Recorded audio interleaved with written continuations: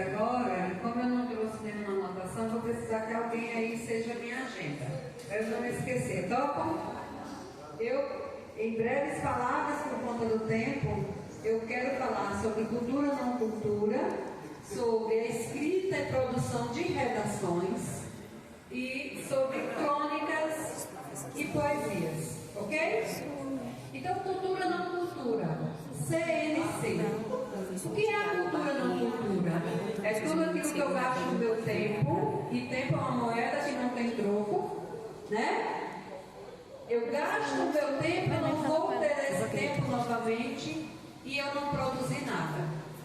Eu não consegui nenhuma ideia para colocar no papel quando a minha professora de língua portuguesa e redação, produção textual passa um tema, eu não sei falar sobre o tema.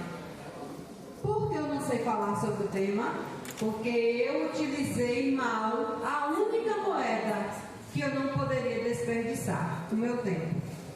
Então, muitas vezes, a nossa psicóloga Karen, ela trouxe a situação da leitura ser entediante, né? O hábito da leitura ser entediante. Eu dou uma dica para vocês: não desperdicem o tempo de vocês. Não desperdicem. Hábito é algo que a gente faz não porque a gente gosta. Todo mundo aqui adora levantar de manhã cedo e escovar o dente? Acho que não. Todo mundo aqui adora chegar no final da semana e lavar o tênis? Não. Mas a gente precisa desenvolver. Eu gostaria de pedir respeito para com vocês próprios, porque vocês são a nossa plateia. Nós nos preparamos para vocês, tá? Então o respeito não é a nós, o respeito é para vocês, tá? Então a cultura não cultura, ela nos faz andar como seres não pensantes, não producentes. A gente percebe que a cultura não cultura, ela serve a alguém. A classe política, por exemplo, ela adora a cultura não cultura. Porque o jovem que não tem cultura, automaticamente ele não é o jovem que vai reivindicar seus direitos. Então tudo está bom, está tudo certo. Está certo eu filar a aula, está certo eu não respeitar meus professores, está certo eu depredar a escola. Eu não entendo nem porque eu estou na escola. Se eu não entendo o motivo de estar na escola, né? Por que que eu vou entender o que é ser um ser político? Como é que eu vou entender as aulas de sociologia? Como é que eu vou entender as aulas de filosofia? Como é que eu vou entender o conteúdo que minhas professoras e meus professores estão trazendo para mim, se eu nem sei por que eu estou aqui? Quando se fala em uma educação superior, em fazer um Enem, para selecionar os alunos, para fazerem a ficha de pré-inscrição, de isenção da taxa, ou seja, era para você não pagar nada. Tem que pegar na sua mão, porque você não sabe nem o que é isenção. Então, assim, a dica: acordem, despertem, tempo não volta. A segunda coisa era o que mesmo que eu ia falar? Era cultura não cultura, e a outra era sobre o quê? Quem anotou aí na mente? Ninguém anotou? Não acredito numa coisa dessa. Como é que eu faço de vocês a minha agenda e vocês me decepcionam desse jeito? Então, sobre a cultura não cultura, cuidado com o uso excessivo dos celulares. Quando a nossa psicóloga traz a questão de ser entediante, a questão dessa leitura do livro, eu já vejo diferente, porque eu tive uma mãe que ela comprava os livros. Hoje os livros estão gratuitamente nas escolas e você não lê. Na nossa época, nossos pais tinham que comprar, porque não era acessível. Se Cidade de interior não tinha biblioteca. E minha mãe lia os livros e dizia assim: ai, Gleibe, mas você já leu esse livro? Ah, mas tem uma história. E eu ficava: mãe, conta. Ela: não, você vai ter que descobrir.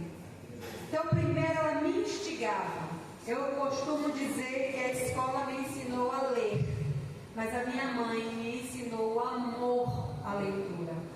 E quando, novamente, falando a respeito do tempo, hoje vocês têm o tempo da juventude, hoje vocês têm o tempo de estar em um ensino técnico a nível médio. Vocês têm a juventude aliada de vocês. Vocês têm, não tem uma família, a maioria, uma família para dar conta do pão de cada dia. Então vocês têm um tempo que, ao invés de estar gastando os olhos de vocês, gastando o cérebro de vocês, gastando os nervos de vocês, a cervical de vocês no mau uso do celular, que afeta nervos e tendões, e cada dia mais as clínicas de fisioterapia estão se enchendo de jovens com problemas de tendinite e inflamação nos tendões não tem cura. Deixa eu avisar algo muito sério para vocês.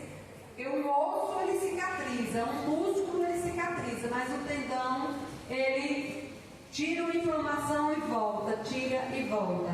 E muitos jovens estão sendo acometidos de cervicobraquialgia aguda, grave, crônica, pelo uso excessivo dos celulares. E um dia a conta chega. Por isso que eu prefiro o papel.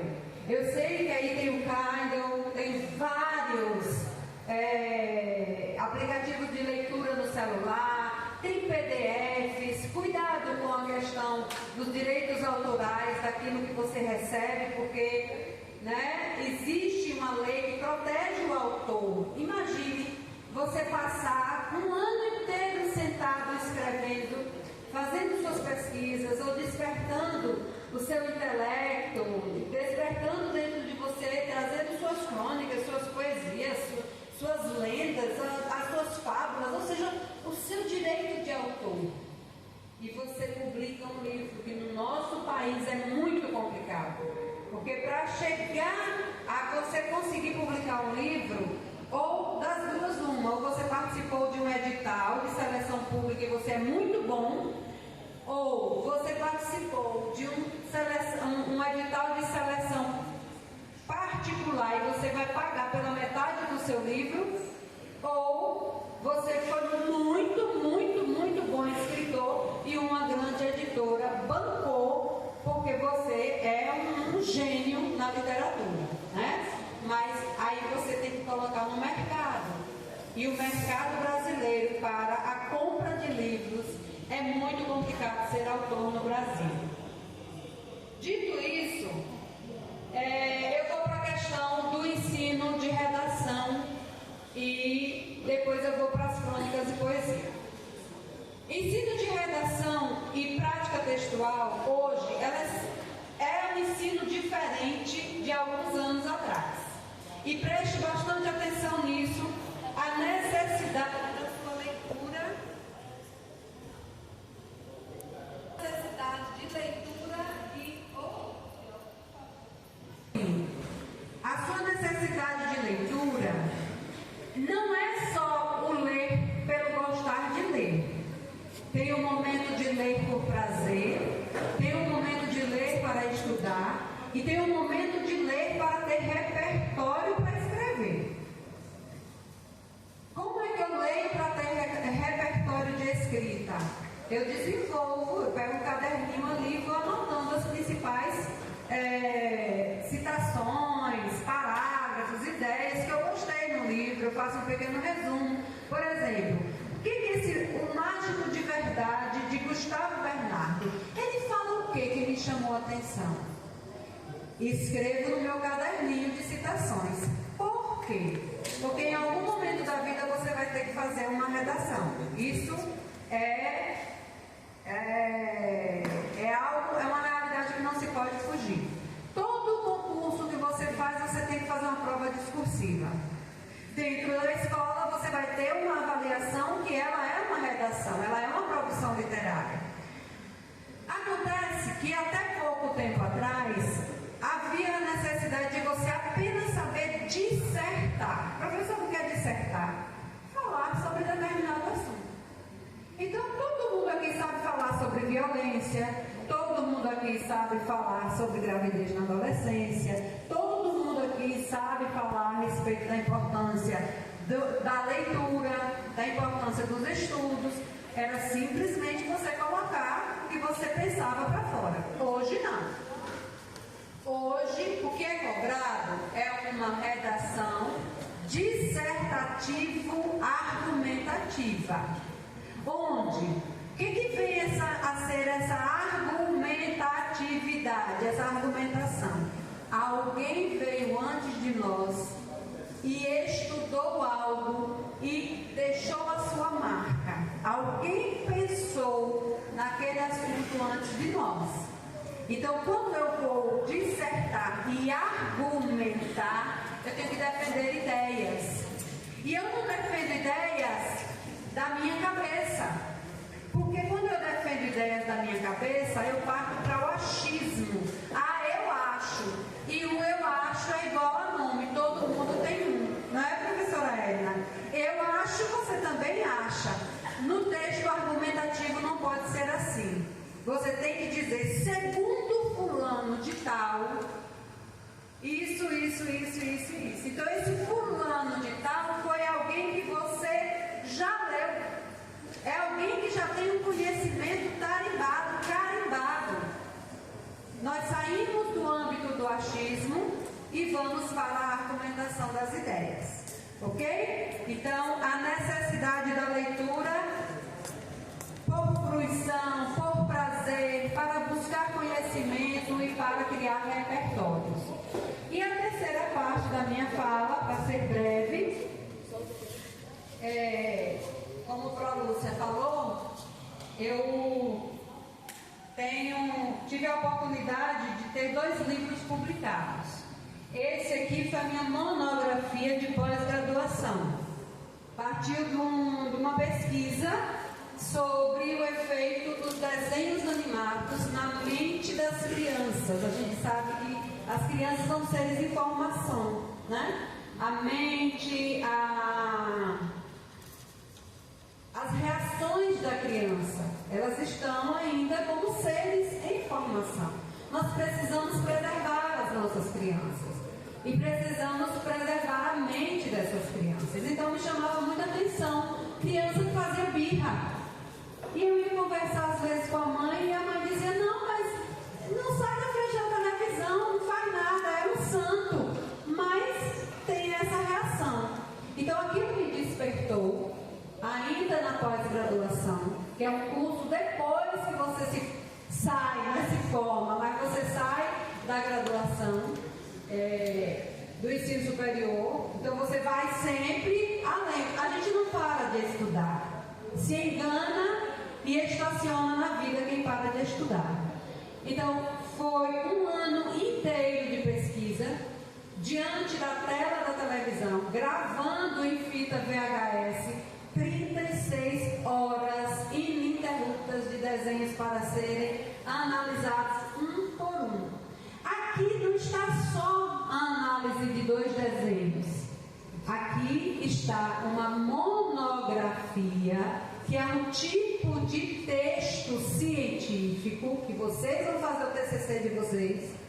Vocês precisam entender os tipos, as tipologias textuais, né? O uso dos verbos, o uso dos pronomes, a referenciação, etc. e tal. Então, a língua portuguesa, o ensino e o estudo, aquilo que você aprende, a orientação dos seus professores, você não pode deixar passar.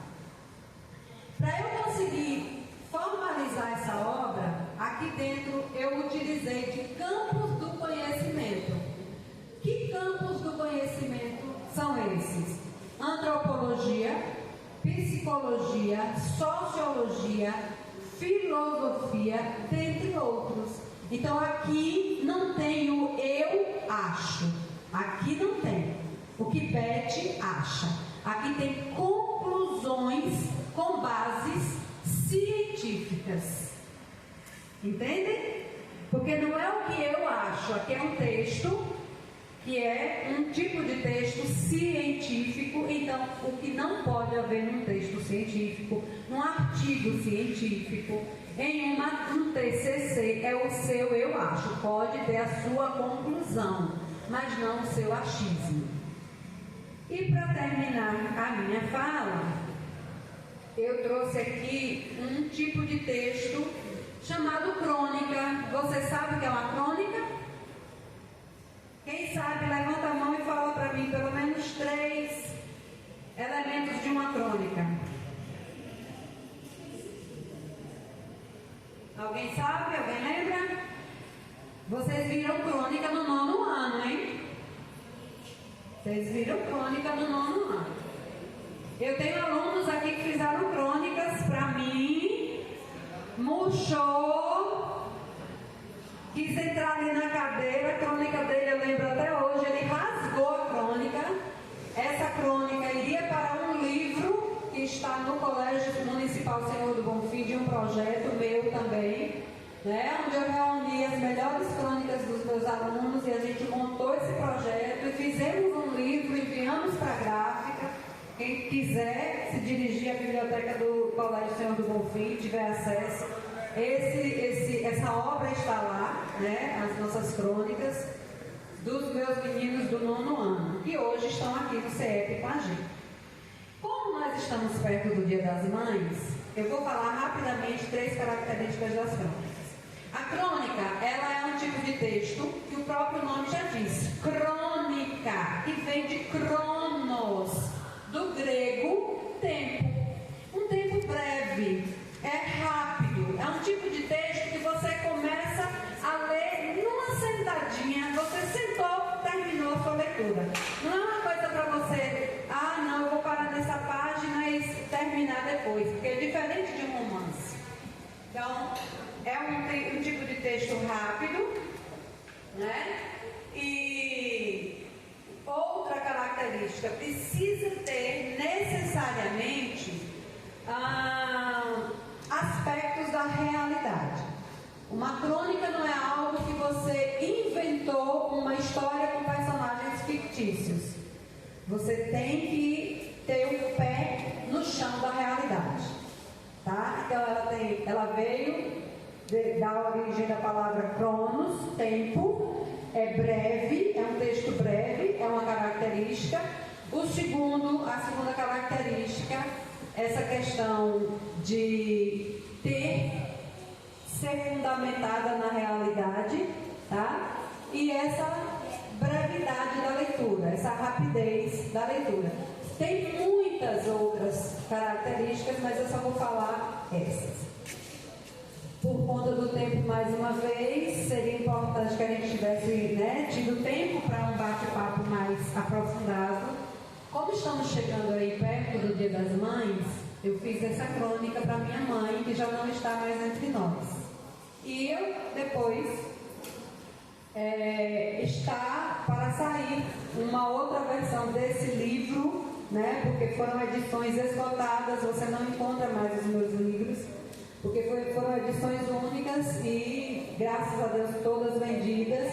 Mas é como eu disse, o autor no Brasil, para ele ficar rico, é complicado, né? Por isso, a gente precisa dar mais valor ao texto do papel, ao escritor, né? E como a professora Lúcia já citou, nós temos os projetos estruturantes onde vocês vão trabalhar com a autoria de vocês, textos que vocês vão fazer, danças que vocês vão criar, músicas que vocês vão criar.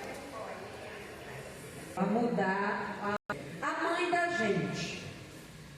A mãe da gente é um ser único, sem igual. Até mesmo porque a mãe da gente é sempre a mais bonita, a mais inteligente, a mais querida, a mais amada, a mais tudo. Não é verdade? A mãe da gente é a mãe da gente, não é nada do outro, é a da gente. A mãe da gente também é a melhor amiga, a melhor mãe, a melhor pessoa e certamente a melhor cozinheira, mesmo não sabendo fritar um ovo. Mas é a mãe da gente. A mãe da gente é um ser irretocável. E se em algum momento ela desliza, erra, não é a mãe da gente. Porque mãe é mãe. E a mãe da gente não desafina, não desce do salto, não arma barraco, não paga mico. A mãe da gente nem sempre sabe ser mãe. Nem sempre sabe amar e ser amada. Nem sempre sabe cuidar e deixar-se ser cuidada. Mas a gente nunca aceita sequer pensar nesse assunto. Além do mais, talvez nem prestasse, nem desse certo. Vai que a escola para mães se tornasse igual às escolas que a gente estuda desde pequeno, onde enfiam, ou pelo menos tentam, um monte de coisas que a gente nunca vai usar. E as coisas mais importantes são quase sempre deixadas ao acaso, por descaso, despreparo ou incompetência mesmo. E a mãe da gente, depois de um tempão, recebesse um diploma sem estar habilitada, já pensou?